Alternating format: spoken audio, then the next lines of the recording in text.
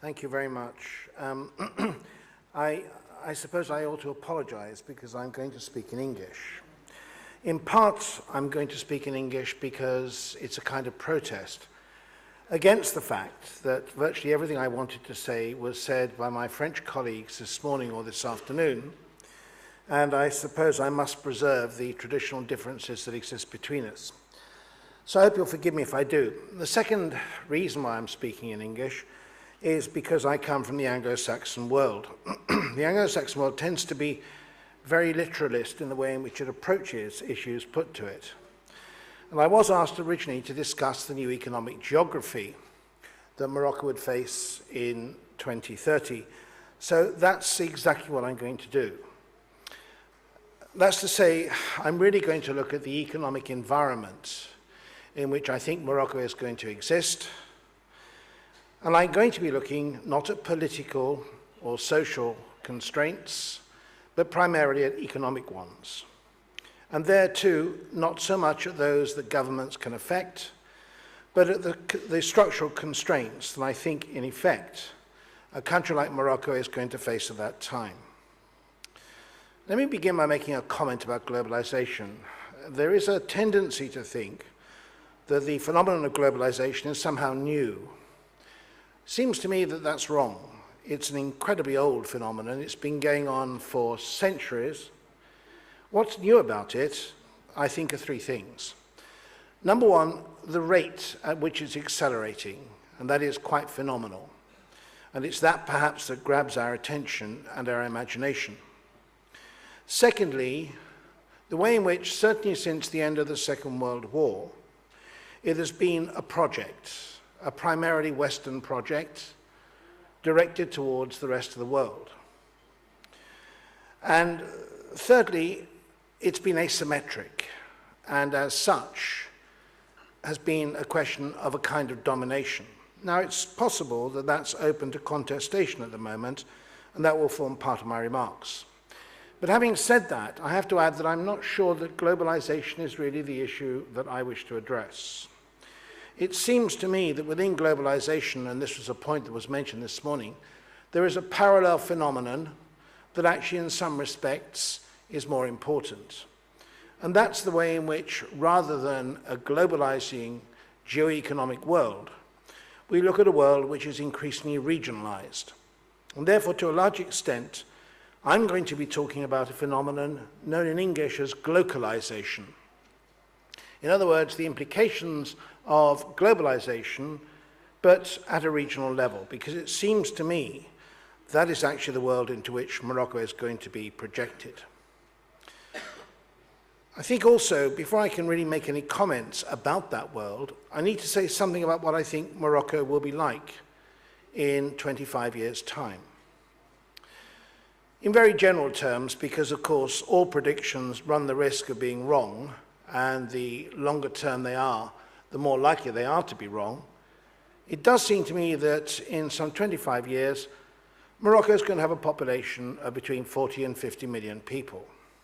The interesting thing about that population, though, is that unlike the population today, where there is a growing number of people below the age of 30, declines in birth rates since the 1990s imply that there will be a bulge moving up through the age pyramid, and thus some of the pressures that in growing population may imply may not be there. One thing that is certain is that it's going to be urbanized. This morning we heard that up to 90% of Moroccans will live in cities. That may be an overstatement, but certainly a majority will. Agriculture will have become a minor employer, and that has certain implications in terms of the economic choices available. I hope if that's the case that Morocco will have abandoned the World Bank's infatuation with non-traditional exports, which seem to me to be something which in the future will not be sustainable, because along with the growth in population and its urbanization, Morocco is going to find itself in an increasingly marginalized environment. Desertification is going to accelerate. Climate change will make that inevitable, and measures will have to be taken to deal with the fact that access to natural sources of water are going to decline markedly. Now, of course, there are all sorts of ways of doing that. They all involve energy. And that's perhaps the fourth point that I would like to mention. Morocco's energetic dependence is going to grow, necessarily, even if the oil shale of the south is exploited. It will depend, as in the past, I suspect, on imported energy, particularly gas. And although I recognize the attraction of gas from Latin America, the fact is that Morocco is already tied into a pipeline system dominated by Europe that extends eastwards and not westwards. I see no reason for that to change. In fact, if it does, it will only really change by the extension of that gas grid southwards towards Nigeria. In other words, Morocco is tied in already to a particular pattern of energy supply, and I don't think that will change. There is one way in which probably there'll be a new addition, and that is solar power is going to become far more important. And Morocco, like the other countries of North Africa, is well placed to be able to exploit that. I hope very much that that occurs. Now, I think I can sum up the problems arising from a world like that in the following terms. There are perhaps three key issues that remain. One is that the market size represented by the Moroccan economy will still be too small for endogamous growth. In other words, for Morocco to achieve effective economic development, it will have to rely on its relations with the wider world. That has an obvious implication, and perhaps the most important, that employment is going to continue to be a problem. There will be many people without work, seeking it. And beyond that, I doubt very much whether Morocco would have escaped from the other problem that faces the whole of North Africa, that of comparative advantage. In other words, rates of investment may not have significantly changed. Given all that, and given too the fact that trickle down to empower the poor is unlikely to have been very significant, migration, both domestic and as a transit country, will continue to be an important consideration. So how do we solve that particular dilemma? Well, and here again, I can't pretend to be original. It seems to me there are four alternatives. There is the regional alternative, regional integration, Maghreb unity. There is the question of the Mediterranean and Europe. There's a possibility, of course, that the new hegemons, China, India, Southeast Asia, or Latin America, might offer an alternative instead. And finally, there's the question of the United States. Is a transatlantic relationship a better option than those that I've mentioned?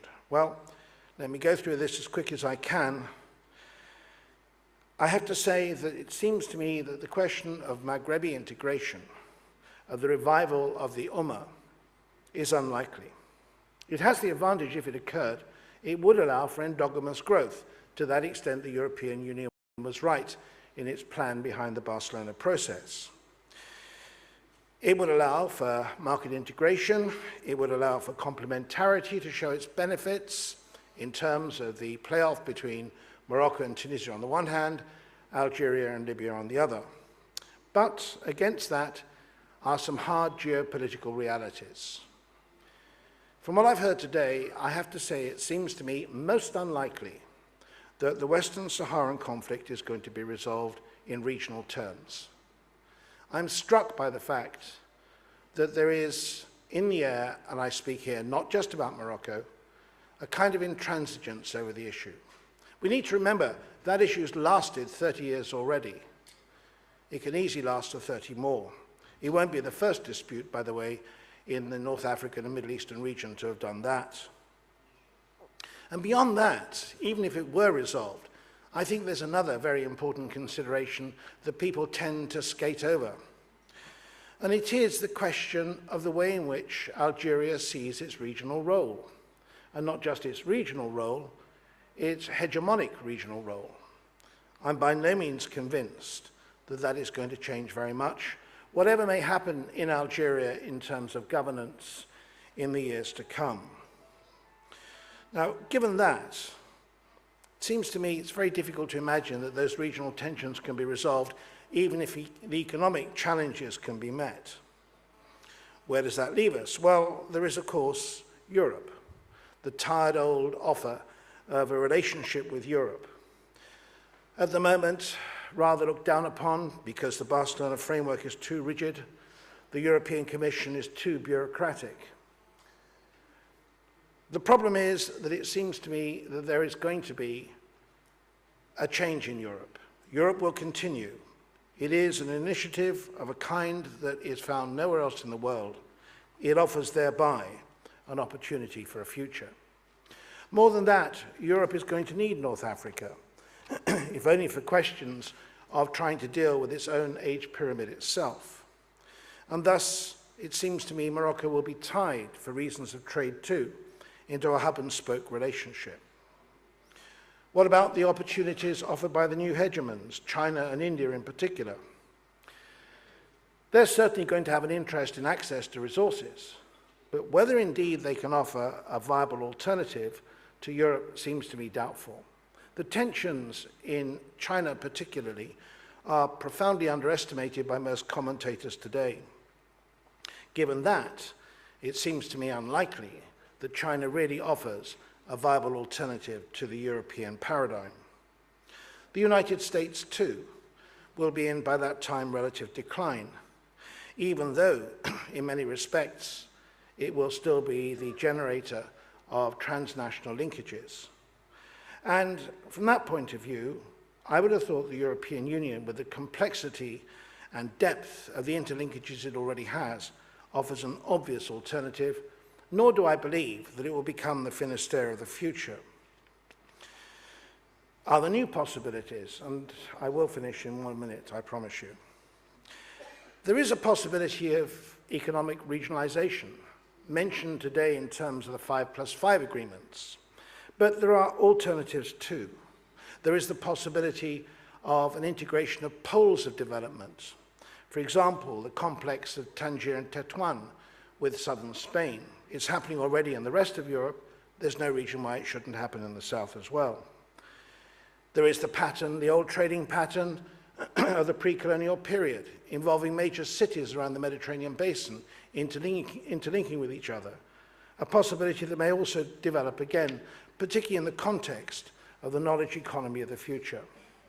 Is there a possibility of a globalized alternative? Can really international companies offer a means by which some kind of global integration can occur? I doubt it. It will depend on the growth of a knowledge economy, something notoriously difficult to do outside the level of an elite. And that perhaps underlines the problem that Morocco really faces. That integration at the level of elites is certainly possible. But what do you do about the mass of the population that can't integrate at that level? Do you recreate the kind of dual economy typical of the colonial period?